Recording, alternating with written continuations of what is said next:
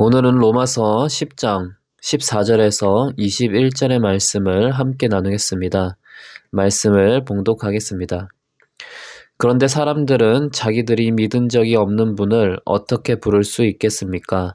또 들은 적이 없는 분을 어떻게 믿을 수 있겠습니까?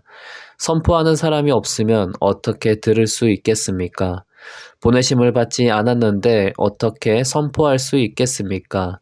성경에 기록한 바 기쁜 소식을 전하는 이들의 발걸음이 얼마나 아름다우냐 한 것과 같습니다. 그러나 모든 사람이 다 복음에 순종한 것은 아닙니다. 이사야는 주님, 우리가 전하는 소식을 누가 믿었습니까? 하고 말하였습니다. 그러므로 믿음은 들음에서 생기고 들음은 그리스도를 전하는 말씀에서 비롯됩니다. 그러면 내가 묻습니다. 그들은 들은 일이 없습니까? 물론 그렇지 않습니다. 성경 말씀에 그들의 목소리가 온 땅에 퍼지고 그들의 말이 땅끝까지 퍼졌다 하였습니다. 내가 다시 묻습니다. 이스라엘이 알지 못하였습니까? 이에 대하여 하나님께서 먼저 모세를 통하여 이렇게 말씀하셨습니다. 나는 내 백성이 아닌 사람들로 너희의 질투심을 일으키고 미련한 백성들로 너희의 분노를 자아내겠다. 또한 이사야는 매우 담대하게 이렇게 말씀을 전하였습니다. 나를 찾지 않는 사람들을 내가 만나주고 나를 구하지 않는 사람들에게 내가 나타났다. 또한 이사야는 하나님께서 이스라엘을 보고 복종하지 않고 거역하는 백성에게 나는 온종일 내 손을 내밀었다 하신 말씀을 선포하였습니다. 아멘. 바울은 유대인들이 복음이 가까이 있음에도 율법으로 살려고 했고 복음을 받아들이지 않았다고 지적했습니다. 그러면서 주님의 이름을 부르는 자는 누구든 유대인이든 이방인이든 구원을 얻을 수 있다고 말합니다. 이제 바울은 복음에 전하는 것의 중요성에 대해서 말합니다. 사실 바울이 복음을 전하는 사도였기에 자신이 이렇게 복음을 전하는 것이 얼마나 중요한 것인지 강조하는 것이기도 합니다. 바울은 사람이 어떻게 들은 적이 없는 분을 믿을 수 있겠냐고 말합니다. 그래서 복음을 선포하고 전하는 것이 중요합니다.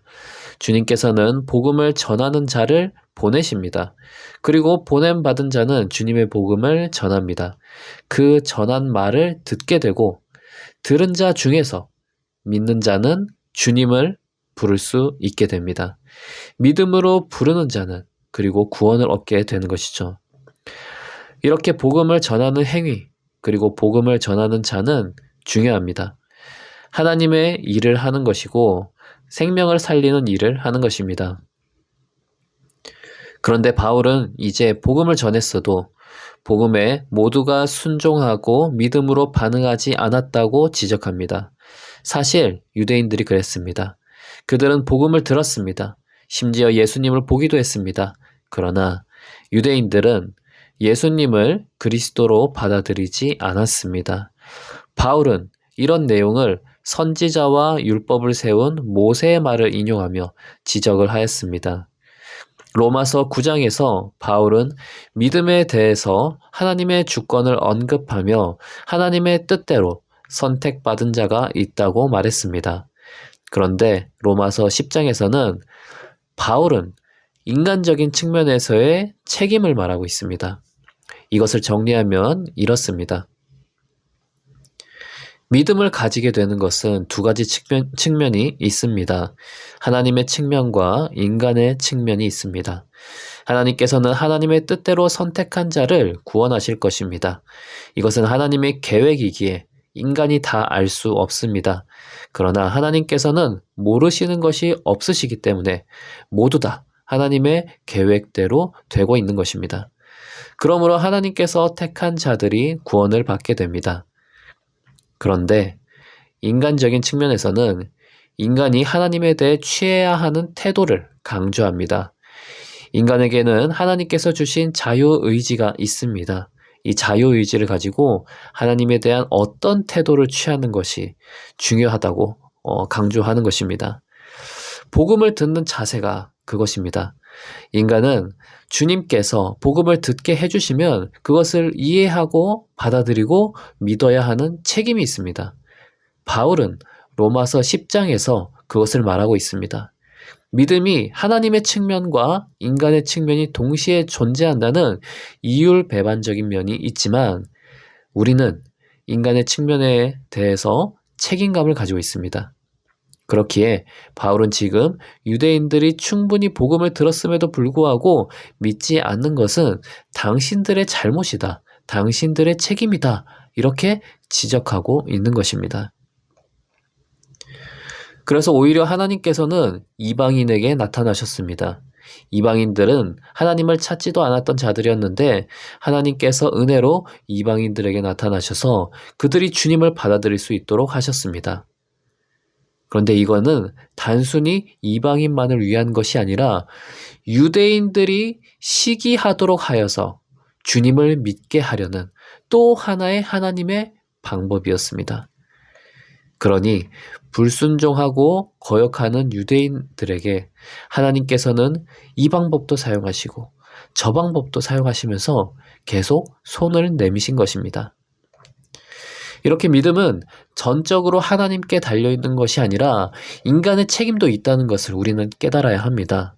어떤 곳에서는 하나님의 측면을 강조하여 마치 인간에게 책임이 없는 것처럼 말하기도 하고 또 어떤 곳에서는 인간의 측면을 강조하여 인간에게 믿음이 없는 인간에게 너무 정죄감을 심어주기도 합니다. 그런데 이 모든 것은 주님 안에서 어우러지는 것입니다. 하나님께서 유대인들을 이 방법으로도 복음으로 초대하시고 저 방법으로도 복음을 초대하시는 것처럼 우리에게 인내하며 하나님께서는 하나님 나라로 초대하시고 하나님의 백성으로 살게 하십니다.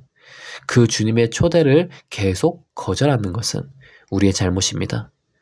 그러므로 믿는 자는 하나님께서 우리에게 어떤 말씀을 하시는지 어떻게 인도하시는지를 깨어서 파악하며 주님의 인도함을 따르고 순종하는 자가 되어야 하겠습니다.